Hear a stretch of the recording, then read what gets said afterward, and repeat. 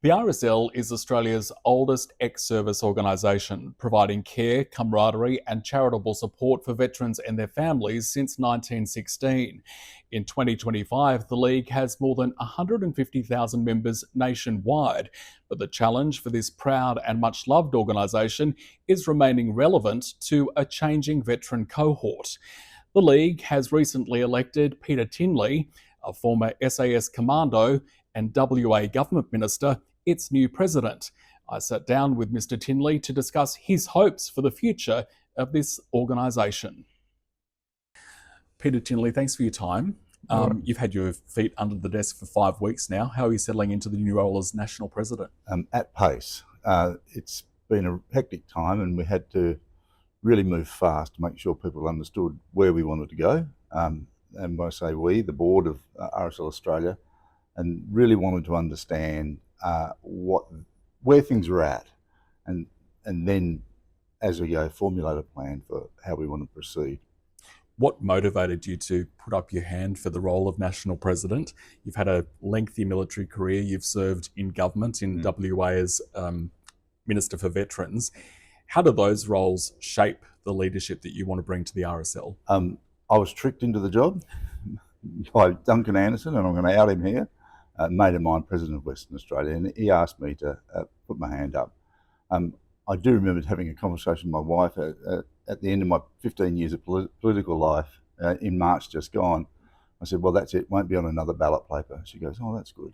And then there I was on another ballot paper. So I was asked to consider the role. I rang around, had a chat with a few people, and it became clear that this actually is, as I found the first 5 weeks, exactly where I should be. Everything before this has been preparation for this.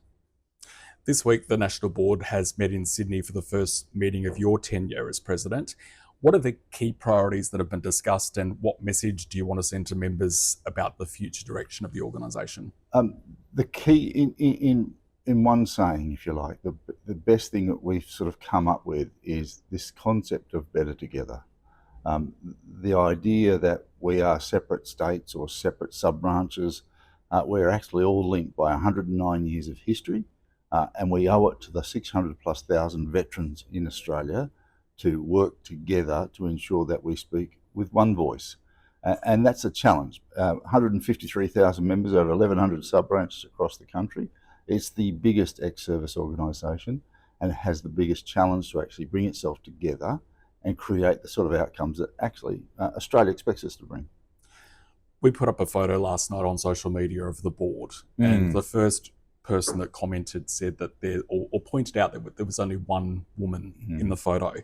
I think it's fair to say that the League's membership and leadership is overwhelmingly male-dominated across the country. How important is it that the League attracts more younger members, more serving personnel, and more women to ensure that it not only remains relevant, but that it survives going forward? It's absolutely essential. Whilst it's quite obvious there's a gender imbalance, in the Defence Force there's 20% of women, in the RSL there's 9%. The RSL is reflective generally of the past, and so as people come out, so the numbers that we're looking at in the RSL are probably reflective of a period in the past. That's no excuse. What I term it as is cognitive, diversity. Really, how people think and look at the world is really short. The clear, obvious one is gender, but there's a whole range of other things by age and other demographics that bring a different sort of cognitive listening and learning, and we need them in the leadership. That's the challenge. 109 years they've been slowly creeping along and adapting to change. People think about Vietnam veterans and Second World War veterans that were not always a welcoming group, but eventually just got through it. And that's why I say we're better together if we actually suspend some of these things and just look at the base requirement, and that sort of cognitive variation is what I'm looking for. One thing I've been saying here in RSL New South Wales recently is that the League needs to stop referring to itself as an ex-service organisation. Oh, yeah. If it removed that from its, I guess, mantra that it's it's the leading ex-service organisation, you instantly appeal to those who are currently serving. What do you think about that? Look, I think it's important to what you put in the shop front window really matters. You can't be what you can't see. And go back to the point about women. If women don't see women, then it's going to be a difficult task. That's something to work on. It's an interesting point you make. We often just use these labels as, that's what I use the word contemporary veterans, and I got a lot of adverse comments on social media, and made me really think about, well, that's how they're listening. So maybe the way I'm saying it might not be the right way. The RSL is committed to remaining apolitical, yet many members expect us to hold government to account, particularly coming out of a Royal Commission where there were 122 recommendations to improve wellbeing aspects for current and former serving ADF members.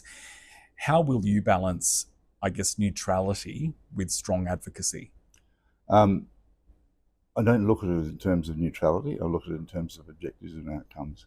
If we are sensible as a lobby group, let's put it in those terms, and run campaigns that are carefully thought through, evidence-based, consistent and persistent, then we'll garner the respect that we need from any particular group. And it's not just the political class in this country that needs to be convinced, it's also all the public sector that work, and not just in the Commonwealth, but across the states as well. Wherever veterans are present in our community, then the RSL, both at the state and national level, have to be there running campaigns. I use that word very deliberately, as opposed to lobbying or position statements or anything like that. Campaigns have a deliberate outcome, and I intend to run campaigns. A lot's been said publicly about your predecessor, Greg Mellick's Remembrance Day speech on Australia's preparedness for war.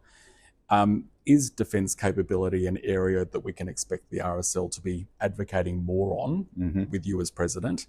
And what do you say to those who might argue that the League's sole focus at the moment, particularly coming out of a Royal Commission, should be focused on veteran wellbeing? Well, this is that classic thing. Can you afford to only do one thing? If we only looked at veteran wellbeing, what are we missing out? All veterans need to be looked after.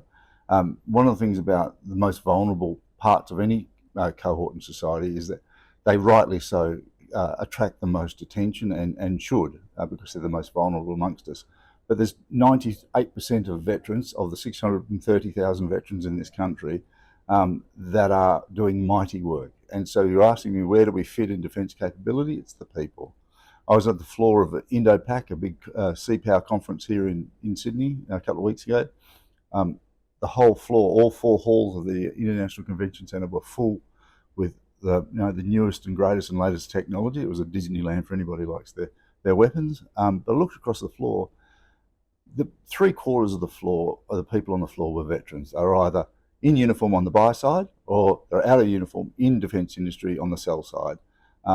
And so they're also veterans that need to be, we'll actually expect the RSL to represent their views and values, and we're not going to shy away from that. So we have to do everything. And that's why I've asked the organisers of these conferences, Land Force and those sort of things, for the RSL and Legacy to have space on the floor. And we're having that conversation now. I think it's really important. Across that floor is all technology, but there's no one talking about humans.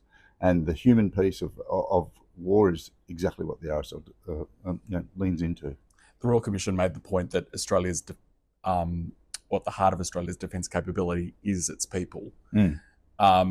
So I guess it's important then that they are well supported, well resourced, and have the equipment that they needed while serving, so that they have improved wellbeing outcomes during their military career. Yeah, and this is important. How they go in and how they come out are very, very important. The separation rate from defence is around 20,000 a year. That really needs to be a target, the transition piece. But what we're finding also is it's not necessarily the point of departure. It's several years after, when things start to get rocky. If they haven't had the career outcomes they wanted post-service, that's where we need to be standing to make sure we support them. So there's a range of things that have to happen in that area. You've spoken about the need for stronger national coordination within the League. Given that the League is always stronger when it is united, how will you achieve, I guess, that greater national alignment while still respecting the autonomy and the identity of each state and territory? branch? There are really clear lines here. The board meeting yesterday that we had with all the states was very much to lay down the rules or reinforce the rules that are already there. And that is, the national office does not deliver services. You do not deliver service from the centre, the states do that. Whoever's closer to the veteran is the one that should be delivering those services, and I look squarely at the sub-branches as well. So people understanding each other's role and trusting each other to perform that role and helping each other to perform their role. So if a state needs help, then the national office needs to come alongside and help when asked. And so there's very much the old army saying, when you talk about the senior leadership, it's nose in, hands out. So I guess that covers off the need for collaboration across the league, but there's also a need for, I guess, better collaboration, working together across the sector between ESOs. The RSL has long supported the creation of a national peak body for the ESO sector. Some might say that progress seems to have stalled of late. Where do you see the biggest opportunities to reinvigorate that effort, strengthen partnerships across the sector and more broadly? And what legacy, I guess, do you hope to leave at the end of your tenure? Well, you went to the end. A lot in that question. You went to the end of that. I have no clue yet what my legacy will be. I know what I want to do, and I know what I have to do. One is make sure the system, the RSL system, is better together.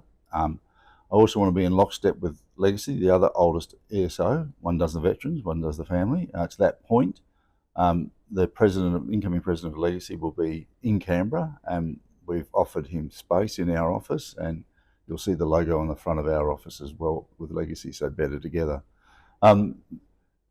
Those elements of the strategy that we are formulating today actually are going to be around how we go along. So we've got two choices when it comes to the sector, if you like, the sector-wide. We're either collaborate or combat. So fighting each other is not helpful either to the government or to the veterans. And it's understanding where people's needs are and their capacity. So the RSL is big enough and capable enough, and Legacy, to actually collaborate with other ESOs that are of a standard that we can. So this is one of the things the peak body's going to have to do, is actually define what is gold standard, if you want to call it that, and how do you get there. So it's not an exclusory thing, it's just saying these are the things you can imagine around governance and reach and efficacy of their service.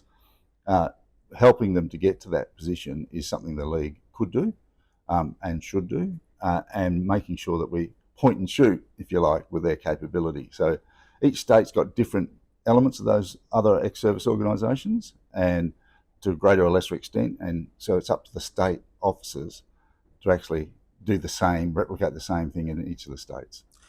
Last question. You've taken the reins of a proud, much-loved institution within Australia. It's had a long, proud history of supporting veterans and families.